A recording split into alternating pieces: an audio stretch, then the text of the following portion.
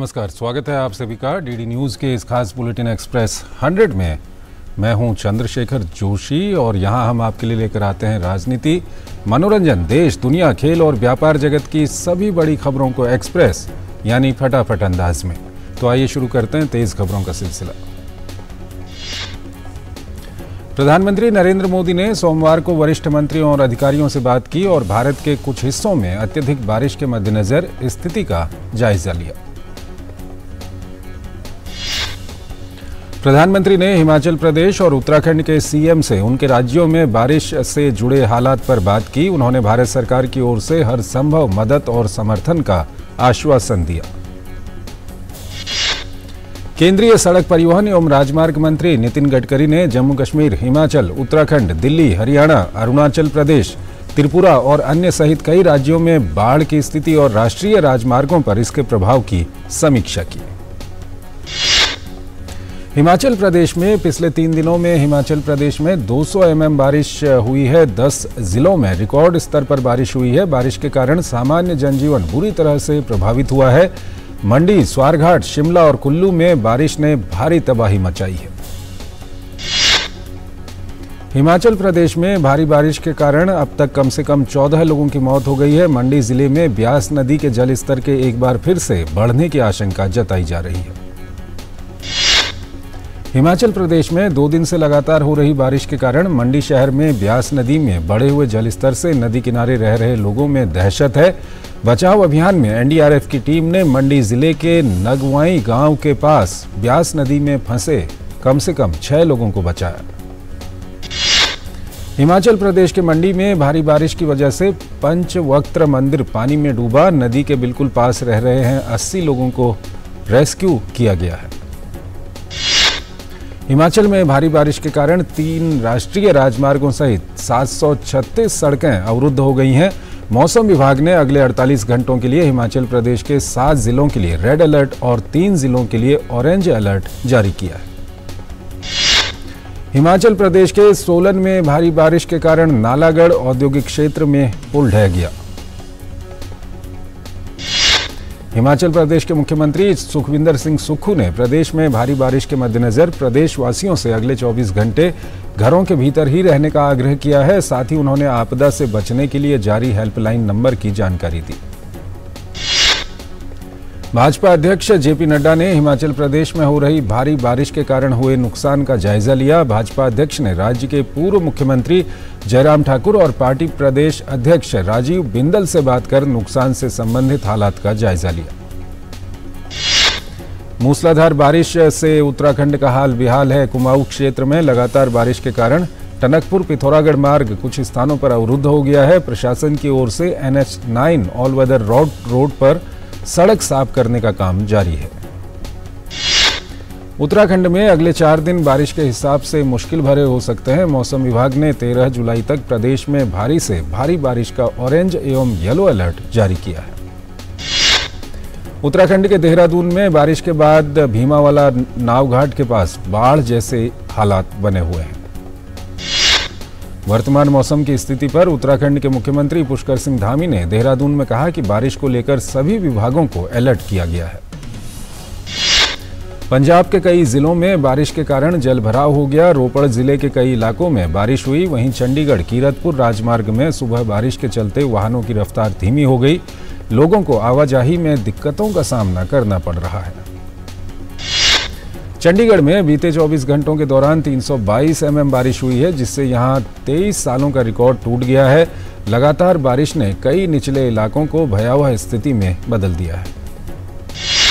चंडीगढ़ में भारी बारिश के कारण कई जगहों पर पेड़ उखड़ गए हैं, सड़कों पर गड्ढे बन गए और जलभराव में वाहन डूबे दिखे।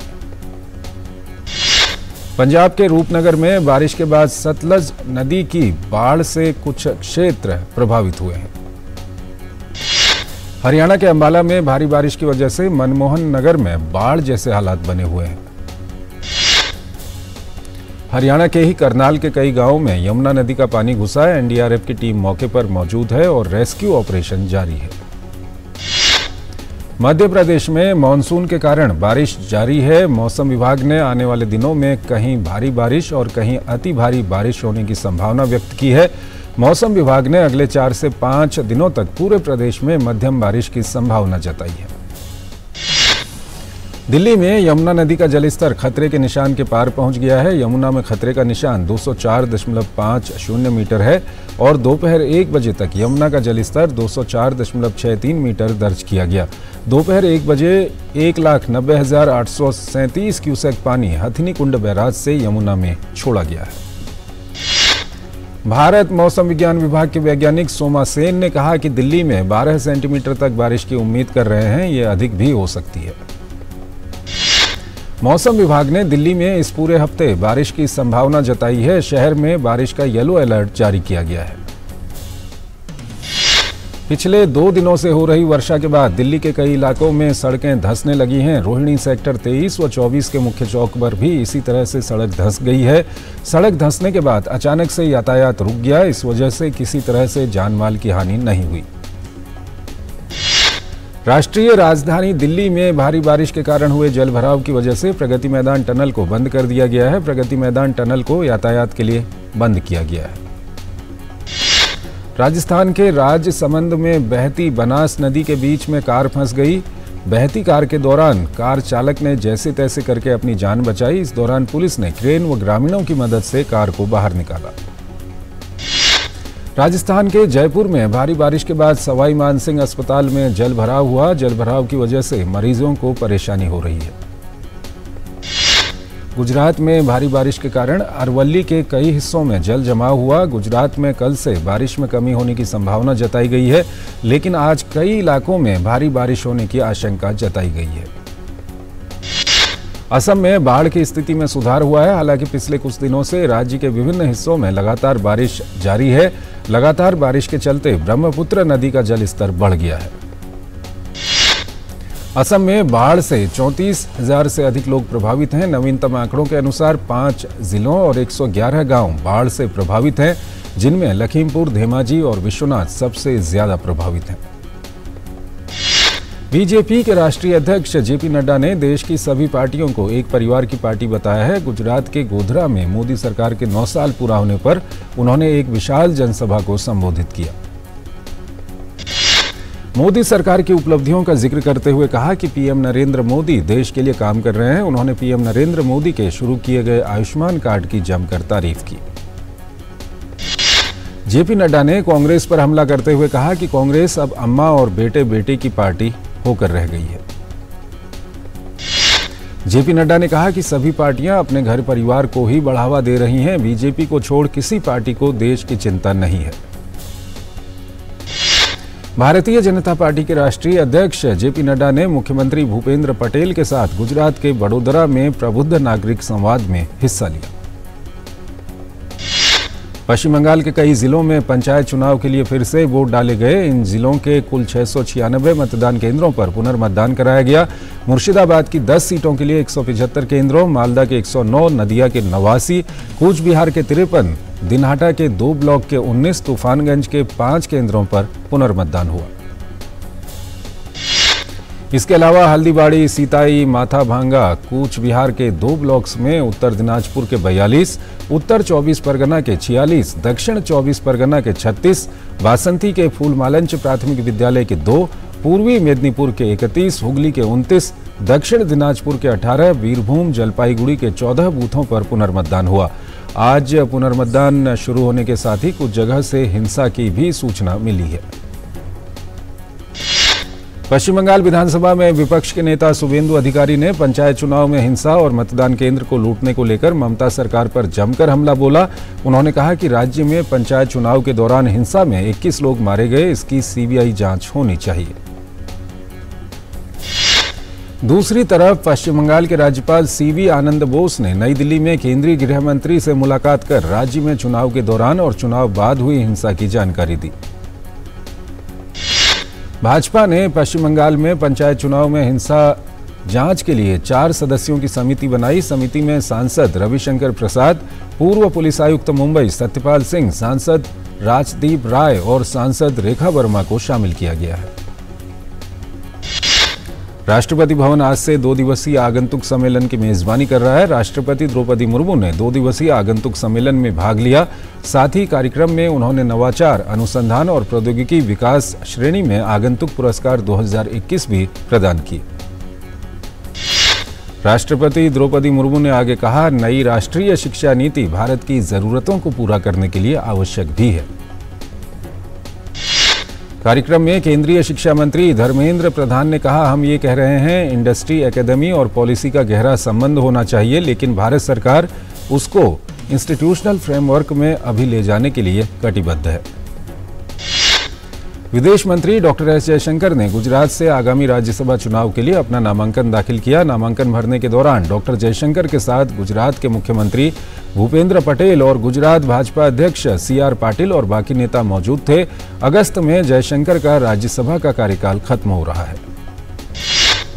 डॉक्टर एस जयशंकर ने नामांकन भरने के बाद PM मोदी और गुजरात की जनता का आभार जताया। अगस्त में जयशंकर का राज्यसभा का कार्यकाल खत्म हो रहा है। विदेश मंत्री ने कहा कि पिछले 9 साल में PM मोदी के नेतृत्व में विदेशों में भारत की अच्छी छवि बनी है। कुआलालंपुर यात्रा के दौरान आज रक्षा मंत्री राजनाथ सिंह ने मलेशिया के रक्षा मंत्री मोहम्मद हसन से मुलाकात की। इस दौरान रक्षा से जुड़े व्यापक द्विपक्षीय पहलुओं की समीक्षा की गई। इसी के साथ भारत मलेशिया रक्षा सहयोग के चौथे दशक के रोड मैप पर भी चर्चा हुई। मलेशिया दौरे पर पहुंचे रक्षा मंत्री राजनाथ सिंह ने आज कुआलालंपुर में प्रतिष्ठित इंडियन नेशनल आर्मी INA के दिग्गजों की उपस्थिति में नेताजी सुभाष चंद्र बोस की प्रतिमा का अनावरण किया। भारत सरकार और संयुक्त अरब अमीरात के बीच एक आदान प्रदान कार्यक्रम के तहत 11 स्कूली छात्र change maker summer boot camp में भाग लेने के लिए IIT दिल्ली पहुंचे। 10 दिवसीय यात्रा के दौरान नवोदित चेंज मेकर्स नई संसद भवन और आगरा में ताजमहल का भी दीदार करेंगे। केंद्रीय शिक्षा मंत्री धर्मेंद्र प्रधान ने कहा कि छात्रों की ये यात्रा संयुक्त अरब अमीरात और भारत के बीच दूरदर्शी नेतृत्व का प्रतिबिंब है। IIT दिल्ली जल्द ही जायद यूनिवर्सिटी आबू धाबी में एक कैंपस शुरू करेगा। वहीं ADEK की चेयरपर्सन सारा मुसल्लम ने कहा कि दोनों देशों के बीच अच्छे संबंध हैं, छात्रों को सीखने के लिए अच्छा मौका है। G20 देशों की अध्यक्षता इस समय भारत के पास है। इस कड़ी में कर्नाटक के हम्पी में जारी G20 संस्कृति कार्य समूह की बैठक का आज दूसरा दिन है। केंद्रीय मंत्री प्रहलाद जोशी ने बैठक का औपचारिक उद्घाटन किया। 3 दिवसीय बैठक में G20 के सदस्यों देशों, अतिथि देशों और अंतर्राष्ट्रीय संगठनों के प्रतिनिधि भाग ले रहे हैं। भारत ने संस्कृति कार्य समूह के लिए 4 प्राथमिकताएं तय की हैं, जिनमें सांस्कृतिक परंपरा, जीवंत विरासत का संवर्धन, सांस्कृतिक और सृजनात्मक उद्योगों को बढ़ावा देना और संस्कृति के संरक्षण और संवर्धन में प्रौद्योगिकी का उपयोग शामिल है। भारत अपने मिशन चंद्रयान 3 से इतिहास रचने जा रहा है। इसरो चीफ S सोमनाथ ने कहा कि चंद्रयान 3 की सफलता के लिए कई तकनीकी बदलाव किए गए हैं। चंद्रयान के अंदर ज्यादा ईंधन भरा गया है, जिससे अब इसे कहीं भी उतारा जा सकेगा। इसरो चीफ S सोमनाथ ने बताया कि पूरे मिशन में लगने वाली लागत में तमाम बदलाव के बाद भी कोई इजाफा नहीं हुआ है। पश्चिम बंगाल के शिक्षक भर्ती घोटाला मामले में TMC सांसद अभिषेक बनर्जी को राहत नहीं मिली है। सुप्रीम कोर्ट ने CBI और ED जांच पर रोक लगाने से मना किया। कलकत्ता हाईकोर्ट ने अभिषेक बनर्जी के खिलाफ जांच का आदेश दिया था। शीर्ष अदालत ने कहा कि अभिषेक बनर्जी चाहें तो मामला निरस्त करने के लिए हाईकोर्ट में आवेदन दाखिल कर सकते हैं। दिल्ली में आबकारी नीति घोटाले में पूर्व उप मुख्यमंत्री मनीष सिसोदिया की जमानत याचिका पर सुप्रीम कोर्ट 14 जुलाई को सुनवाई करेगा। सिसोदिया ने ED और CBI की ओर से दर्ज केस में जमानत के लिए सुप्रीम कोर्ट का रुख किया है। दिल्ली सरकार के पूर्व मंत्री सत्येंद्र जैन की अंतरिम जमानत 2 हफ्ते बढ़ी। आज सत्येंद्र जैन की ओर से कोर्ट में मेडिकल रिपोर्ट पेश कर और मल्टीपल सर्जरी का हवाला देकर अंतरिम जमानत की अवधि बढ़ाने की मांग की थी। सुप्रीम कोर्ट इस मामले में अगली सुनवाई 24 जुलाई को करेगा। बिना पहचान पत्र दिखाए 2000 रुपये का नोट बदलने के खिलाफ याचिका को सुप्रीम कोर्ट ने खारिज कर दिया है। अश्विनी उपाध्याय ने याचिका दायर कर कहा था कि RBI के नोटिफिकेशन में दी गई इस रियायत का माओवादी, आतंकवादी और अलगाववादी नाजायज फायदा उठा रहे हैं। सुप्रीम कोर्ट ने कहा कि ये नीतिगत मसला है, हम इसमें दखल नहीं देंगे। केंद्रीय ऊर्जा मंत्री आर.के. सिंह ने दिल्ली में आयोजित राज्यों और राज्य बिजली कंपनियों के साथ समीक्षा योजना और निगरानी बैठक में भाग लिया। दिल्ली सरकार पर परोक्ष रूप से आरोप लगाते हुए उन्होंने कहा कि सत्ता में बने रहने के लिए कुछ राज्यों ने फ्री बिजली स्कीम लागू की, लेकिन अब इन सरकारों के पास भुगतान चुकाने के पैसे नहीं हैं। आर.के. सिंह ने कहा कि बिजली के क्षेत्र में क्षमताओं को और बढ़ाने की जरूरत है। इसके लिए निजी और सरकारी दोनों क्षेत्रों को मिलकर काम करना होगा। इसलिए सरकार ने निजी क्षेत्र से थर्मल को नवीकरणीय ऊर्जा से बदलने को कहा है, ताकि 24 घंटे हरित ऊर्जा मिल सके। बारिश और बर्फबारी के कारण अस्थायी तौर पर स्थगित श्री अमरनाथ यात्रा फिर से शुरू हो गई है। दर्शन के लिए हेलीकॉप्टर सेवाओं को भी फिर से शुरू किया गया है। आज वहां मौसम साफ है। आज सुबह 6 बजे तक लगभग 11,000 यात्रियों को बालटाल की तरफ से पवित्र श्री अमरनाथ गुफा की ओर जाने की अनुमति दी गई है। उधर सावन माह के पहले सोमवार को बाबा अमरनाथ की भव्य आरती हुई। 1 जुलाई को यात्रा शुरू होने के बाद से अब तक 93,929 से अधिक तीर्थयात्री दक्षिण कश्मीर हिमालय में स्थित गुफा में पवित्र हिम शिवलिंग के दर्शन कर चुके हैं। अमरनाथ यात्रा 31 अगस्त तक चलेगी। आज सावन का पहला सोमवार है। देश भर के शिवालयों में भक्तगण पूरी श्रद्धा के साथ भगवान शंकर की पूजा अर्चना कर रहे हैं। यूपी के प्रतापगढ़ में एक गैस का टैंकर के टेम्पो पर पलट जाने से टेम्पो में बैठे 9 लोगों की मौत हो गई और कई घायल हो गए। मुख्यमंत्री की ओर से मृतक के परिवारों के लिए 2 लाख और घायलों के लिए 50,000 रुपये देने की घोषणा की गई है। सप्ताह के पहले कारोबारी दिन यानी सोमवार को घरेलू शेयर बाजार में तेजी देखी गई। सेंसेक्स 64 अंक मजबूती के साथ 65,344 अंक पर बंद हुआ। वहीं निफ्टी में भी 24 अंकों की बढ़त दर्ज की गई। कारोबार के अंत में निफ्टी 19,355 के स्तर पर बंद हुआ। शेयर बाजार में जारी तेजी के बीच व्यवस्थित निवेश योजना SIP के जरिए निवेश बढ़ने से जून में इक्विटी म्यूचुअल फंड में 8,637 करोड़ रुपए का निवेश आया, जो 3 माह का उच्च स्तर है। गैर बैंकिंग वित्तीय कंपनियों के स्तर पर मजबूत कर्ज संग्रह और उच्च ऋण वृद्धि से चालू वित्त वर्ष की पहली तिमाही में प्रतिभूतिकरण का आकार 60% बढ़कर 55,000 करोड़ रुपए हो गया। वैश्विक बाजारों में बहुमूल्य धातुओं की कीमतों में गिरावट के बीच सोमवार को दिल्ली सर्राफा बाजार में सोना 95 रुपये टूटकर 59,505 रुपये प्रति 10 ग्राम पर आ गया। स्थानीय शेयर बाजारों के स्थिर रुख के बीच सोमवार को रुपया अमेरिकी डॉलर के मुकाबले सीमित दायरे में कारोबार करने के बाद 3 पैसे की बढ़त के साथ 82.58 के भाव पर बंद हुआ। केंद्रीय अप्रत्यक्ष कर और सीमा शुल्क बोर्ड CBIC ने मतदाताओं को लुभाने के लिए मुफ्त में सामान, गलत तरीके से नकदी, शराब आदि दिए जाने के संदर्भ में निर्वाचन आयोग के निर्देशों का अनुपालन करने के लिए दिशा निर्देश जारी किए हैं। जी एंटरटेनमेंट के प्रमोटर सुभाष चंद्रा और पुनीत गोयनका को सेबी के फैसले के खिलाफ दायर की गई याचिका मामले में सिक्योरिटीज एंड अपीलिएट ट्राइब्यूनल्स यानी SAT से राहत नहीं मिली है। फोर्ब्स की अपना मुकाम खुद हासिल करने वाली 100 सबसे अमीर महिलाओं की सूची में भारतीय मूल की 4 महिलाएं भारतीय अमेरिकी जयश्री उल्लाल, नीरजा सेठी, नेहा नारखेड़े और इंदिरा नूई ने अपनी जगह बनाई है। फोर्ब्स की 100 अमीर महिलाओं की सूची में शामिल महिला उद्यमियों की कुल संपत्ति 1 साल पहले की तुलना में 12% बढ़कर 124 अरब डॉलर पर पहुंच गई है। लिथुआनिया में कल से शुरू होने जा रही नेटो की बैठक के दौरान स्वीडन की सदस्यता को लेकर किसी बड़े फैसले की उम्मीद जताई जा रही है। नेटो के महासचिव जेंस स्टोल्टेनबर्ग ने बैठक में स्वीडन को नेटो का हिस्सा बनाए जाने की उम्मीद जताई। स्वीडन की सदस्यता के अनुमोदन के लिए तुर्की शर्तें लगा रहा है। तुर्की का कहना है कि पहले उसकी यूरोपीय संघ सदस्यता का रास्ता साफ किया जाए। तुर्की के राष्ट्रपति रेसेप तैयप अर्दोआन ने कहा कि पहले आएं और यूरोपीय संघ में तुर्की के लिए रास्ता खोलें और फिर हम स्वीडन के लिए रास्ता खोलेंगे। रूस ने कहा नेटो में यूक्रेन को शामिल किए जाने के बहुत नकारात्मक नतीजे होंगे। ऐसा करना स्पष्ट रूप से खतरनाक होगा और हमारी सुरक्षा के लिए चुनौती माना जाएगा। नाटो की बैठक में हिस्सा लेने जाने से पहले अमेरिकी राष्ट्रपति जो बाइडेन ब्रिटेन के दौरे पर पहुंचे। उन्होंने लंदन में ब्रिटिश प्रधानमंत्री ऋषि सनक से मुलाकात करके विभिन्न मुद्दों पर चर्चा की।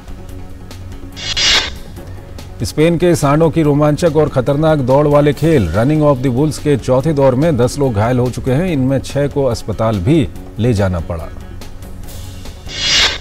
संयुक्त राष्ट्र खाद्य कार्यक्रम और अमेरिकी अंतर्राष्ट्रीय सहायता एजेंसी ने हिंसा से जूझते इथियोपिया के टिग्रे इलाके में एक बार फिर से खाद्य आपूर्ति को बहाल कर दिया।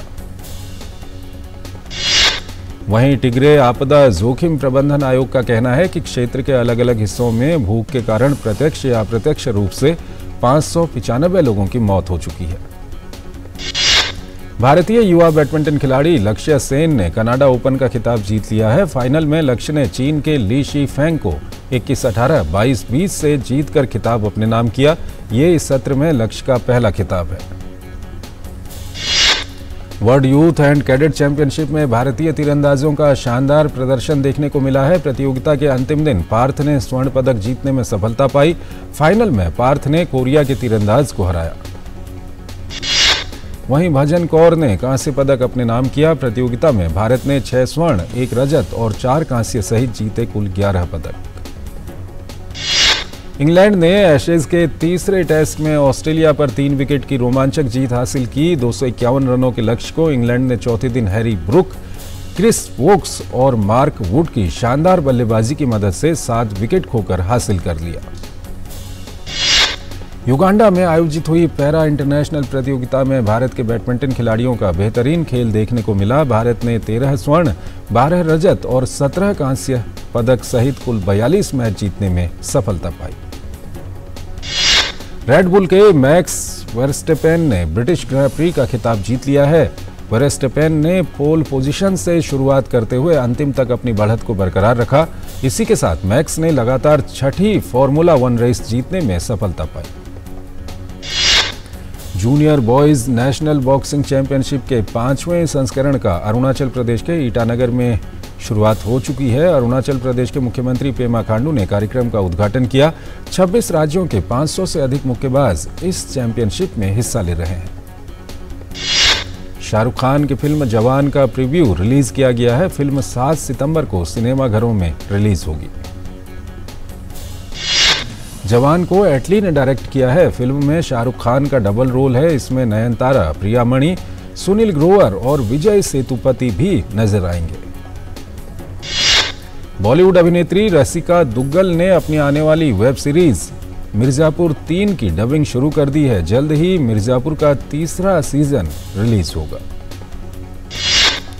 उस्ताद राम पोथिनेनी और निर्देशक पुरी जगन्नाथ ब्लॉकबस्टर फिल्म आई स्मार्ट शंकर का अगला पार्ट डबल आई स्मार्ट लेकर आ रहे हैं।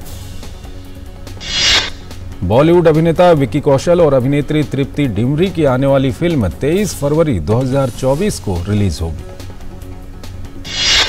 सेंसर बोर्ड ने दीना राज द्वारा लिखित और निर्देशित फिल्म भारतीयंस फिल्म के लिए फिल्माए गए विवादित शिव तांडव को हटाने के निर्देश दिए। तो इस बुलेटिन में फिलहाल इतना ही। आप बने रहिए डीडी न्यूज के साथ। नमस्कार।